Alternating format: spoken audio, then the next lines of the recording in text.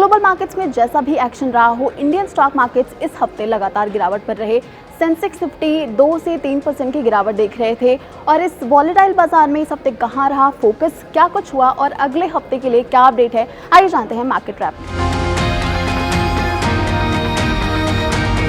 FII के constant बिकवाली और दूसरी तिमाही के नतीजों के बीच सेंसेक्स और निफ्टी बड़ी गिरावट पर रहे। बैंक निफ्टी भी हफ्ते के अंत तक बड़ी गिरावट देख रहा था।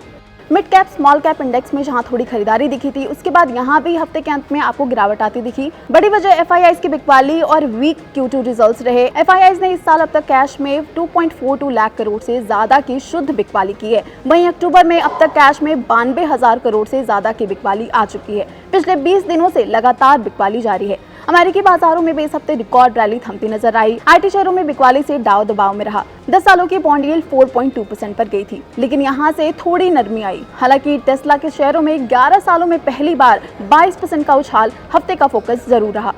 एक्शन कहीं था तो वो था कमोडिटी बाजार, जहां सोने और चांदी में नॉन स्टॉप रैली देखने को मिली। सोना पहली बार 81,000 के ऊपर गया तो चांदी पहली बार 1 लाख रुपए के भाव पर पहुंच गई। कॉमेक्स पर सोना $2760 के हाई पर गया था। हालांकि हफ्ते के अंत तक मेटल्स रिकॉर्ड हाई से थोड़ा नीचे खिसकते दिखे। डॉलर इंडेक्स पर जहां लगातार तेजी दिखाई दी, वहां भी ब्रेक लगा और ये 104 के नीचे आ गया। रुपया $84 के ऊपर चल रहा था। कच्चा तेल सुस्त था और $76 से $74 के रेंज में ट्रेड करता दिखाई दिया। अब बात रिजल्ट्स की भी कर लेते हैं। इस हफ्ते IndusInd bank, Nestle, ITC, HUL, Colgate, ACC, Oracle, BEL, कोल इंडिया जैसी कई कंपनीज ने अपने नतीजे दिए। अगले हफ्ते मारुति सुजुकी, ICICI बैंक, भारतीय एयरटेल, सन फार्मा, अंबुजा सीमेंट और IOC जैसी कई बड़ी कंपनीज अपने तिमाही नतीजे पेश करेंगी। इसके अलावा अगला हफ्ता कई मायनों में खास रहेगा। मंथली एक्सपायरी तो है ही, इसके अलावा दिवाली है तो मुहूर्त ट्रेडिंग भी होगी।